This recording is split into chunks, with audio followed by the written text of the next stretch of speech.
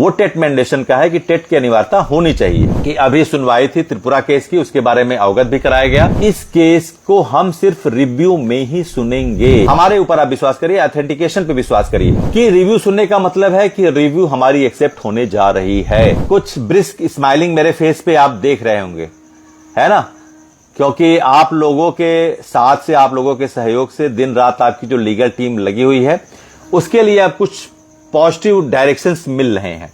मैं आपको बताना चाहूंगा कि अभी सुनवाई थी त्रिपुरा केस की, उसके बारे में अवगत भी कराया गया। उस त्रिपुरा केस की सुनवाई के पहले भी जब एक सुनवाई त्रिपुरा केस में थी तो आदरणीय दीपांकर दत्ता जी की बेंच में वो मसला था। हमने आपको बताया था कि वास्तव में त्रिपुरा केस हमारे एक मैटर से जुड़ा हुआ है, कोरिलेट करता है, दैट इज टेट मैंडेशन। वो टेट मैंडेशन का है कि टेट की अनिवार्यता होनी चाहिए। और उसी प्रकरण पे चूंकि 1 सितंबर 2025 को माननीय सुप्रीम कोर्ट का फैसला आ गया है, तो उस विषय पर माननीय दीपांकर दत्ता जी ने फिर से यह कहा है कि इस केस को हम सिर्फ रिव्यू में ही सुनेंगे। जब उनसे सरकारी वकील ने कहा कि sir the case that is also related in the review petitions and it has been hear by adherence to, तो उन्होंने कहा नहीं, तो उन्होंने कहा sir it has been also filed and pending in the review petition and likely to be heard by the honorable chamber। तो उन्होंने कहा yes I would, उन्होंने कहा yes I would, मतलब कि उन्होंने कहा कि I would hear। सुनिए मेरी बात बहुत ध्यान से, लॉजिकल बात मैं आपको बताने जा रहा हूं। पहली बात, जब कोई बोलता है तो उसके लिए मिनिमम एक लोग की जरूरत पड़ती है। You require only 1 person to speak any things, it's a monologue, okay. लेकिन जब आप सुनते हैं, सुनने के उदाहरण, the conception of hearing only belongs to minimum 2 persons। सुनेंगे बात का विश्लेषण आप करते हैं। When you go to analyse the word would hear, सुनेंगे would hear, then you would find that it requires minimum 2 figures। सुनने के लिए कम से कम कितने लोग की जरूरत पड़ती है? 2 लोगों की जरूरत पड़ती है। Minimum requires 2 person। तो जो लोग ये कह रहे थे, जो लोग ये एक यूफोरिया क्रिएट कर रहे थे, जो लोग एक तरह की जिसको कहते हैं मिसपरसेप्शन क्रिएट कर रहे थे, जो इस तरह की कंफ्यूजन क्रिएट कर रहे थे, हमारे बार बार हम आ रहे थे, बार बार लाइव में आपसे कह रहे थे इस बात को कि you need not to be worried, you need not to be deviated, the real facts you should only belongs to our authentic information. हमारे ऊपर आप विश्वास करिए, ऑथेंटिकेशन पे विश्वास करिए। तो हमने आपसे बार बार यही कहा था। तो मैं वही कह रहा हूं कि बोलने के लिए 1 लोग की जरूरत पड़ती है, लेकिन सुनने के लिए कम से कम 2 लोग। जब उन्होंने ये कहा कि हम सुनेंगे, तो इसका मतलब है 2 चीजें। अब मैं 2 फैक्ट पे आता हूं। पहली बात तो लोगों ने कहा कि ये खारिज हो जाएगा। दूसरी बात, लोगों ने कहा कि ये ओपन कोर्ट या ओरल हियरिंग के लिए नहीं जाएगा।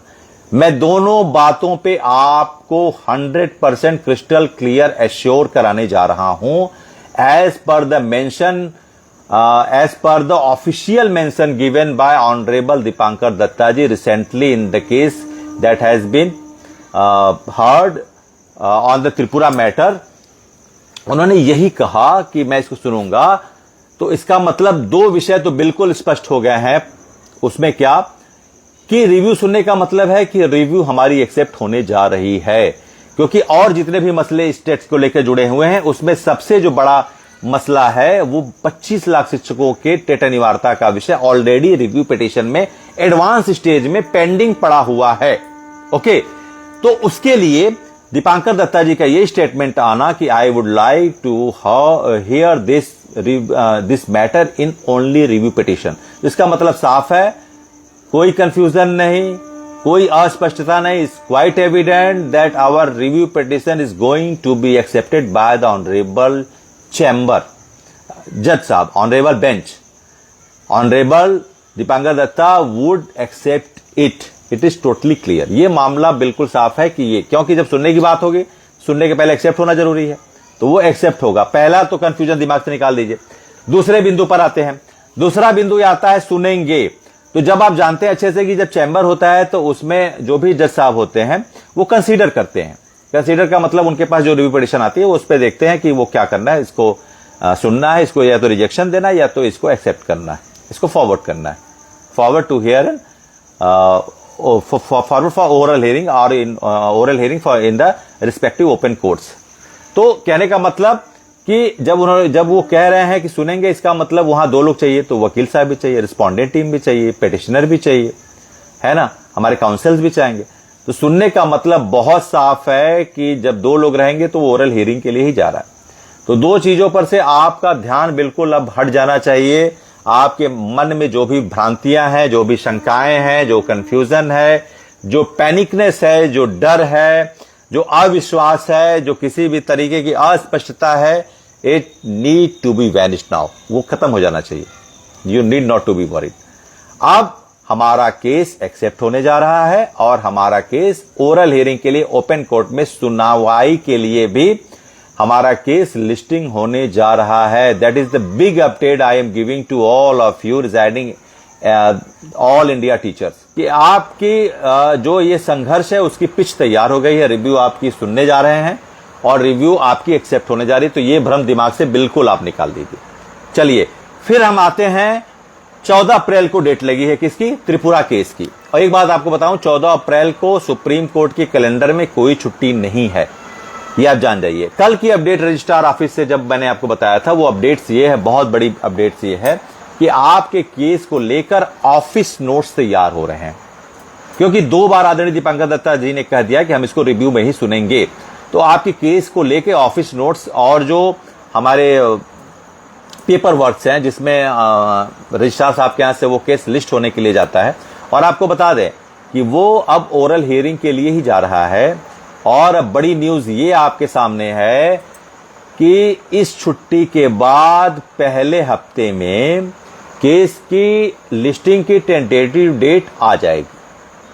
14 अप्रैल को वो है, उसके पहले हफ्ते में 1 अप्रैल से लेकर 7 अप्रैल तक आपके केस की टेंटेटिव डेट का मतलब 2 को अगर लिस्टिंग की डेट सुप्रीम कोर्ट की वेबसाइट पे अपलोड होती है तो वो 6 या 7 को पड़ेगी, 3 को अपलोड होती है तो 8-9 को पड़ेगी, 4 को अपलोड होती है तो 9-10 को पड़ेगी, 5 को अपलोड होती है तो 11-12 को पड़ेगी, 6 को अपलोड होती है तो 12-13 को पड़ेगी, 1 को अपलोड होती है तो 6-7 को पड़ेगी। 4 से 5 दिन का एक गैप होता है लिस्टिंग और केस में, 2 से 3 दिन भी होता है। ये कोई मसला नहीं है कि ये मैं कंक्रीट बात ही इसमें कह रहा हूं कि इतने का गैप होता है। इट माइट बी फ्लक्चुएट, ये कुछ भी 2 से 3 दिन का होता है। लेकिन पहली वीक में आपकी टेंटेटिव डेट लिस्टिंग की आ सकती है। ये बहुत बड़ी न्यूज है। हम लोग कहते थे बार बार इस विषय पे कि आपकी हियरिंग जरूर होगी और जरूर होगी। तो हियरिंग के विषय पे आप ये जानिए कि पहले हफ्ते में आपको वो डेट मिलने जा रही है जो हमने प्रयास किया है। इसको लेके हमने अपनी तैयारी भी कर ली है, आपको बताया भी है समय समय पे कि अभिषेक मनु सिंघवी जी बिल्कुल तैयार हैं बहस के लिए, उधर मुकुल रोहतगी जी भी बिल्कुल तैयार हैं बहस के लिए। सिर्फ कोर्ट की डेट के आने की देर है, क्योंकि इन लोगों का जो रेफरेंस तो तभी बनेगा जब ओरल हियरिंग होगी। और हम बार बार कह रहे हैं कि ओरल हियरिंग जरूर होगी। 25 लाख शिक्षकों का मामला है।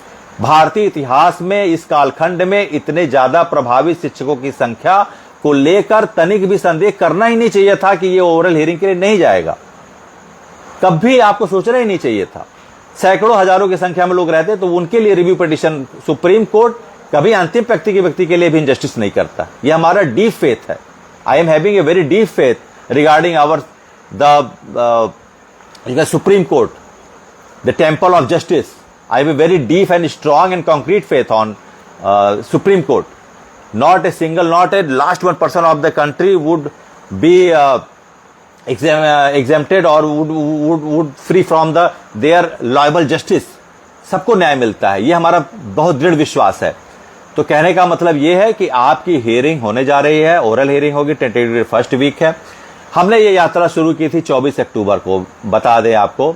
24 अक्टूबर को जब एक रिव्यू पिटीशन हमारे संगठन के द्वारा हुआ था, तो अकील रहमान जी अगर हमसे जुड़े हों तो बताना चाहूंगा, 11:30-12 बजे उनका फोन आता है मेरे मोबाइल पे, वो भी वीडियो कॉल। एक छोटा सा आपको इसके साथ जोड़ूंगा, इस पूरी जर्नी को, लीगल टीम की जर्नी को। थोड़ा कुछ लोग बाद में भी जुड़े होंगे। तो उनका फोन आता है, कहते हैं कि भैया क्या हो रहा है, बहुत परेशान है, 1 सितंबर से ही बहुत ही पैनिकनेस है, बहुत रेस्टलेस है। अकील रहमान जी अगर सुन रहे होंगे तो उनको याद दिया जाएगा। 11:30-12 बजे टाइम था। हम लोग थे, राजेश जी थे, अमित जी, हम लोग और हमारे संगठन का वो रिव्यू पिटीशन विक्रम हेगड़े जी थे। तो मुझे उन्होंने फोन किया। तो मेरे मन में बेचैनी थी, एक अजीब तरह की बेचैनी थी शादी को आने के बाद ही, कि कुछ करना चाहिए और कुछ चीजें कुछ चीजें जो है इसमें होना चाहिए। तो मैंने इसमें जो है बात फिर लगा कि कुछ प्रयास इस तरह जिसमें अपने हाथ में भी कुछ चीजें लेनी चाहिए, जो इतने बड़े मामले पे हम इसको कैजुअल नहीं छोड़ सकते।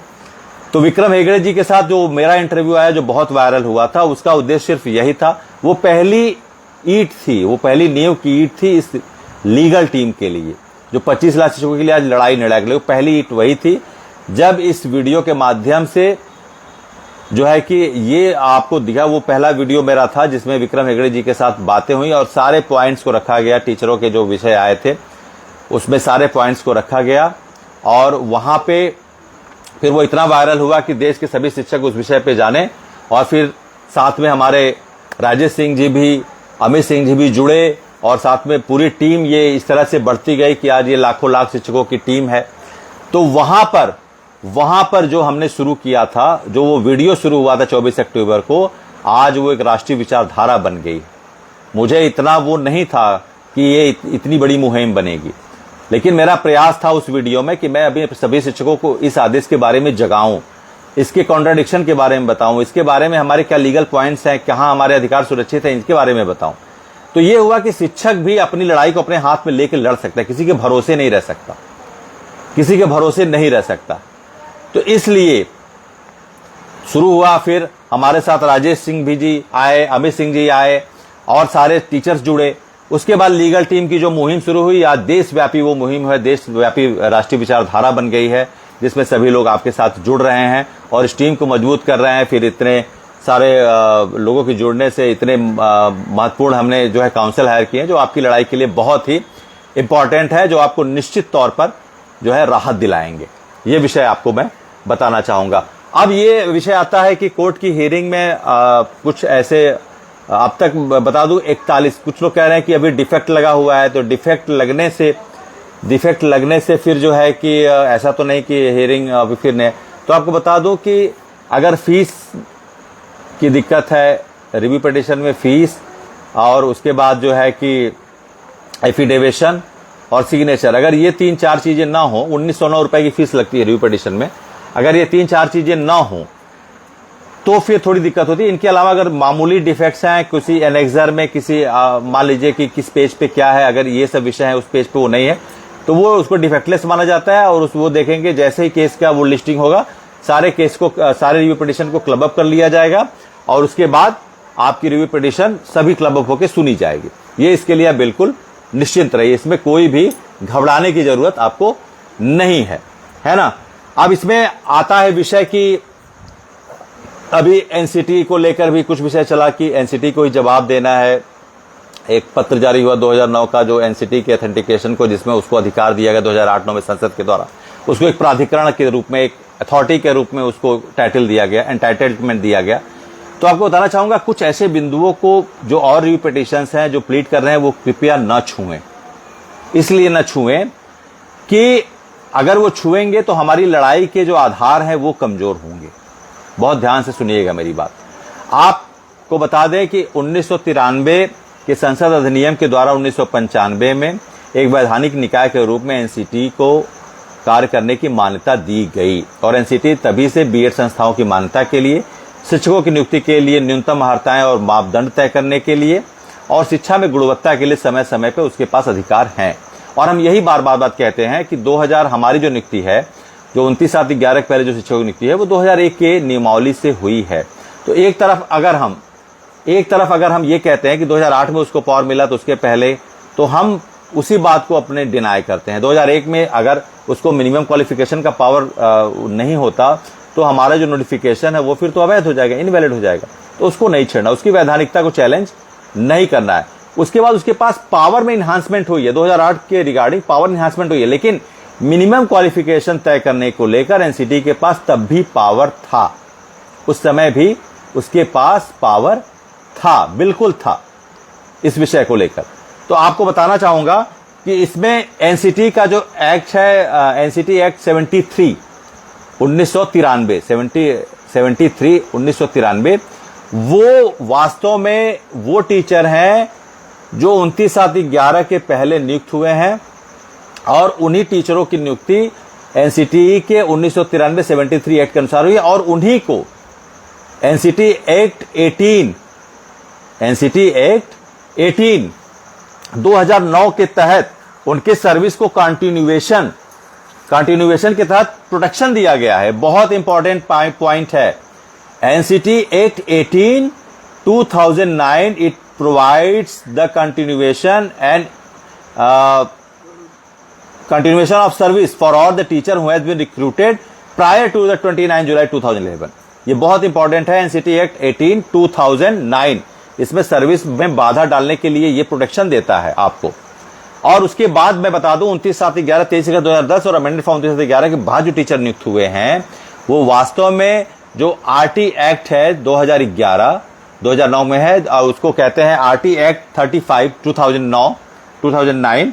तो आरटी एक्ट 2009 जो है उसमें जो 35 है ना, 35 जो है वो उन टीचरों के लिए है जो 29/7/11 के बाद नियुक्त हुए हैं और उन्हीं के लिए आरटी एक्ट जो 24 2017 है वही रिलैक्सेशन की बात करता है।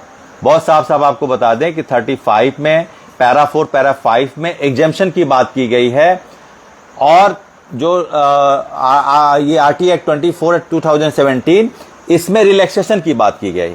तो एग्जेम्पशन और relaxation it's totally different point. यहीं पर आपको एम्फेसाइज करना है, हमारे जो वकील साहब है वो एम्फेसाइज करेंगे कि रिलैक्सेशन को एग्जेम्पशन से नहीं जोड़ सकते। ये उन लोगों के लिए है जो 23(1) के अंतर्गत न्यूनतम योग्यता टेट को लेकर जिनकी भर्ती हुई है उनको कुछ छूट दी गई है और जो 2001 के जो ऐसे शिक्षक है जिनके पास व्यवसायिक योग्यता नहीं थे उनके लिए है। और वो सारे टीचर जिनकी नियुक्ति 29/11 के पहले हुई है उसको एनसीटी एक्ट 18 2011 के तहत उनको प्रोटेक्शन दिया गया है कंटिन्यूएशन ऑफ सर्विस के तौर पे।